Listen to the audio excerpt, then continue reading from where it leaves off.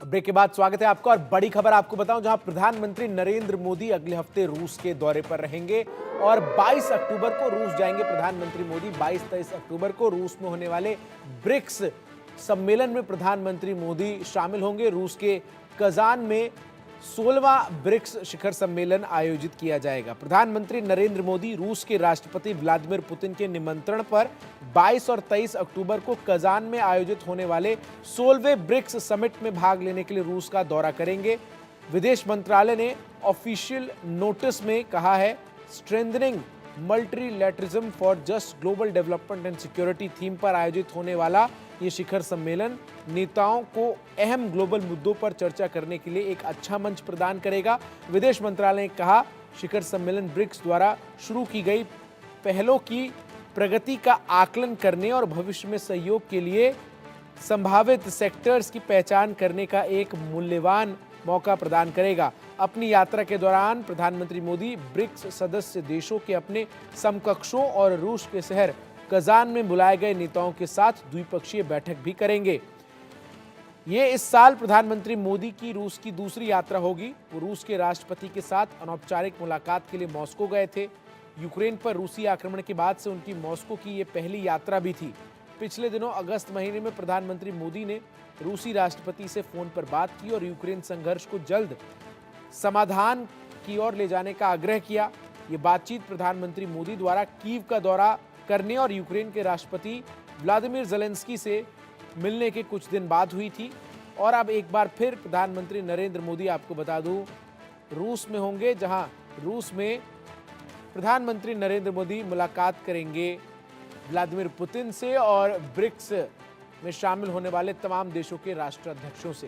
प्रधानमंत्री नरेंद्र मोदी 22 और 23 अक्टूबर को होने वाली ब्रिक्स समिट में शामिल होने के लिए रूस जाएंगे। विदेश मंत्रालय ने इसकी जानकारी दी है। रूस इस साल 16वीं ब्रिक्स समिट की अध्यक्षता कर रहा है। रूस के कजान में होने वाली इस समिट के दौरान प्रधानमंत्री मोदी सदस्य देशों के नेताओं के साथ द्विपक्षीय बातचीत भी करेंगे। चीन के राष्ट्रपति शी जिनपिंग भी इस समिट में शामिल होंगे और संभावना जताई जा रही है कि इस दौरान दोनों की मुलाकात हो सकती है। हालांकि इसको लेकर अब तक औपचारिक ऐलान नहीं किया गया। संजय शर्मा हमारे सीनियर एडिटर इस बड़ी खबर पर हमारे साथ इस वक्त सीधा जुड़ रहे हैं। संजय जी, जिस तरीके से प्रधानमंत्री नरेंद्र मोदी का इस साल ये दूसरा रूस दौरा है और पिछले दौरे के दौरान ही रूस के राष्ट्रपति पुतिन ने उन्हें निमंत्रण दिया था कि वो व्यक्तिगत तौर पर खुद आए ब्रिक्स में। हालांकि हमने देखा एससीओ समिट में भी तमाम देशों के राष्ट्राध्यक्ष पहुंचे थे, लेकिन भारत ने वहां पर प्रधानमंत्री नरेंद्र मोदी को नहीं भेजा था। यहाँ डेलीगेशन का नेतृत्व एस जयशंकर करते नजर आ रहे थे, लेकिन ब्रिक्स में खुद प्रधानमंत्री जा रहे हैं। देखिए, हमने देखा ब्रिक्स देशों की बैठक जब भी होती है तो प्रधानमंत्री नरेंद्र मोदी खुद ही जाते हैं और यहाँ पर खुद व्लादिमीर पुतिन ने खुद प्रधानमंत्री नरेंद्र मोदी को इनवाइट किया। प्रधानमंत्री नरेंद्र मोदी 22 और 23 को ब्रिक्स के 16वें सम्मेलन में भाग लेने के लिए जा रहे हैं। पर वहां पर एजेंडा भी है, वहां पर कई सारी बैठकें भी होंगे। 1-to-1 बैठकें भी प्रधानमंत्री नरेंद्र मोदी की होने वाली, पुतिन के साथ बैठक होने वाली है, चाइना के राष्ट्रपति के साथ बैठक होने वाली है, ब्राजील के राष्ट्रपति के साथ बैठक होने वाली है।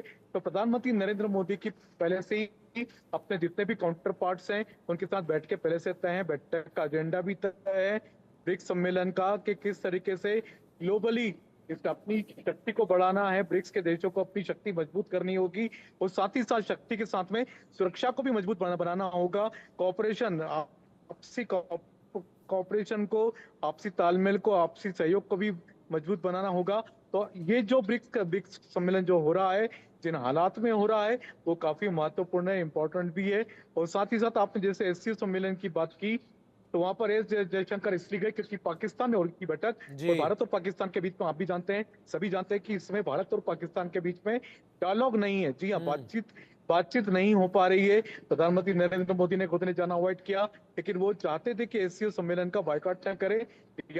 उन्होंने अपने विदेश मंत्री एस जयशंकर को वहां पर भेजा और एस जयशंकर भी वहां पर भारत की बात काफी मजबूती से रख करके आए कि जब आप आपस में जब आप पड़ोसी देश हो तो आप एक दूसरे के यहाँ पर आतंकवाद नहीं फैला सकते और आतंकवाद अगर आप पाकिस्तान में जाकर दो टूक जयशंकर ने कहा। संजय जी, एक और अहम सवाल है, ब्रिक्स समिट में हिस्सा तो प्रधानमंत्री लेंगे, लेकिन इसके साथ ही साथ रूस के राष्ट्रपति पुतिन से भी उनकी जो मुलाकात है उस पर सबकी निगाहें होंगी, क्योंकि इससे पहले प्रधानमंत्री नरेंद्र मोदी ने जब पुतिन से मुलाकात की थी मॉस्को जाकर, तब उन्होंने दो टूक कहा था कि युद्ध का समय नहीं है और एक शांतिपूर्ण स्थायी समाधान की तरफ रूस को भी कदम बढ़ाना चाहिए। उसके बाद फिर प्रधानमंत्री यूक्रेन जाते हैं, जेलेंस्की से मुलाकात करते हैं और इसी बात को दोहराते हैं।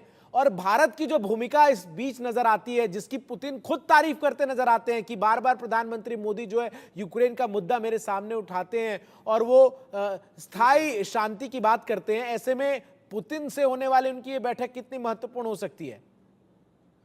बिल्कुल पूरी दुनिया की निगाह लगी रहेगी, क्योंकि भारत और जिस तरीके से भारत रूस और यूक्रेन के बीच में युद्ध रुकवाने की कोशिशें कर रहा है, लगातार हमने देखा प्रधानमंत्री नरेंद्र मोदी किस तरीके से प्रयास कर रहे हैं। यूक्रेन के राष्ट्रपति से भी उनकी मुलाकात हुई थी और जिस तरीके से पुतिन से भी मुलाकात हुई है, फिर बाद में उन्होंने बीच में अपने एनएसए को वहां पर भेजा था, अजीत डोभाल भी होकर के आए थे। तो हमने ये लगातार देखा कि किस तरीके से बातचीत चल रही है रूस और यूक्रेन के बीच में। भारत कहीं ना कहीं एक महत्वपूर्ण मीडिएटर की भूमिका निभा रहा है। अगर भारत रूस और यूक्रेन में युद्ध रुकवाने में सफल होता है तो ये बहुत बड़ी जीत होगी। साथ ही साथ प्रधानमंत्री नरेंद्र मोदी का कद भी दुनिया में काफी बड़ा हो जाएगा। जी हाँ, ये बड़ी भारी उपलब्धि होगी, नरेंद्र मोदी के खाते में जाएगी सीधे सीधे। और भारत का जो वैश्विक स्तर पे जो रुतबा है, जो जो उसका जो दबदबा है, वो काफी बढ़ जाएगा। भारत की गिनती दुनिया के शक्तिशाली देशों में होने लगेगी। लेकिन भारत का इसमें प्रयास जारी है।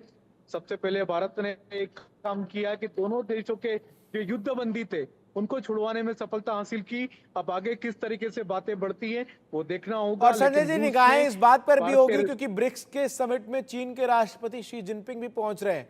हालांकि अब तक औपचारिक रूप से कोई ऐलान नहीं किया गया है कि प्रधानमंत्री मोदी और शी जिनपिंग के बीच द्विपक्षीय वार्ता होगी, लेकिन क्या संभावनाएं नजर आ रही हैं जो परिस्थितियां इस वक्त भारत और चीन के संबंध हैं उनके मद्देनजर? देखिए, इस तरह के जो सम्मेलन होते हैं तो आपसी बातचीत होती है।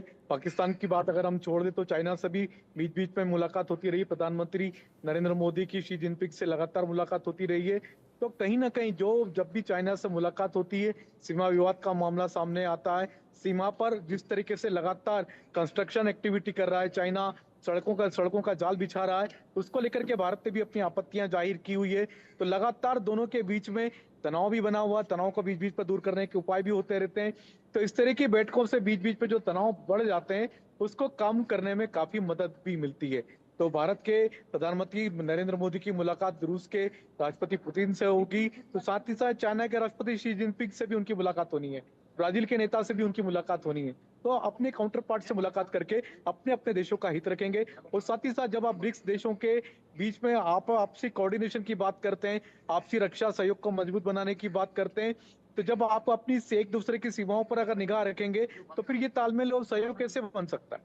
बिल्कुल, और ये अहम बात भी है। और जिस तरीके से हमने देखा भी, प्रधानमंत्री नरेंद्र मोदी लगातार जब भी रूसी राष्ट्रपति से मिले हैं तो उन्होंने इस बात को लेकर वकालत की है कि किसी भी तरीके से युद्ध जो है वो समस्या का समाधान नहीं हो सकता। एक बड़ी खबर दर्शकों को पहले मैं बता दूं, फिर आ रहा हूं आपके पास संजय जी, जहां ब्रिक्स समिट से पहले रूस के राष्ट्रपति का बयान सामने आया है और उन्होंने पश्चिम के देशों को आईना दिखाया है और कहा है कि भारत का जो उदाहरण है वो देते हुए कि ब्रिक्स में पश्चिमी देशों का विरोध नहीं है, ये पुतिन ने स्पष्ट किया है। और ब्रिक्स का उद्देश्य जो है वो किसी के खिलाफ होना नहीं है।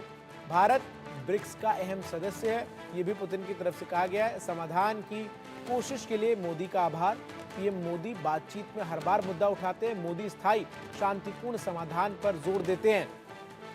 संजय हमारे साथ लगातार बने हुए। संजय, जिस तरीके से प्रधानमंत्री नरेंद्र मोदी की तारीफ खुलकर पुतिन करते नजर आए हैं, और ये पहली बार नहीं है, इस साल में कमोबेश हम 5 से 6 बार ऐसे कई उदाहरण जो है वो देख चुके हैं जहां सार्वजनिक तौर पर, चाहे वो मेक इन इंडिया की तारीफ हो या फिर भारत जिस तरीके से शांति की बात करता है उसकी तारीफ हो या फिर भारत जिस तरीके से विकास के पथ पर अग्रसर है उसकी तारीफ हो, पुतिन खुलेआम और सार्वजनिक मंचों पर करते हैं। और ये दिखाता है कि भारत और रूस और विशेष तौर पर प्रधानमंत्री मोदी और पुतिन के बीच की केमिस्ट्री क्या है। बिल्कुल, ये भारत के बढ़ते हुए दबदबे का प्रतीक है। और साथ ही साथ जिस तरीके से पुतिन लगातार प्रधानमंत्री नरेंद्र मोदी की तारीफ कर रहे हैं, प्रशंसा कर रहे हैं, तो आप मान सकते हैं कि जो प्रधानमंत्री नरेंद्र मोदी के जो कदम हैं रूस और यूक्रेन वार को रुकवाने के लिए, उसको कहीं ना कहीं उसके लिए पुतिन भी उसके प्रशंसक बने हुए हैं। साथ ही साथ जब रूस और यूक्रेन के बीच में जब लगातार हालात खराब थे और सभी दुनिया भर के देशों ने जब प्रतिबंध लगा रखा था रूस पर, तो उस समय में भारत ने रूस की मदद के लिए खड़ा हुआ। रूस का तेल खरीदा भारत ने, और भारत ने रूस का तेल खरीद करके उसको आर्थिक सहायता भी प्रदान की। साथ ही साथ रूस के तेल को भारत ने भी दूसरे देशों को भी एक्सपोर्ट किया। तो यानी रूस को भी आर्थिक सहायता मिली।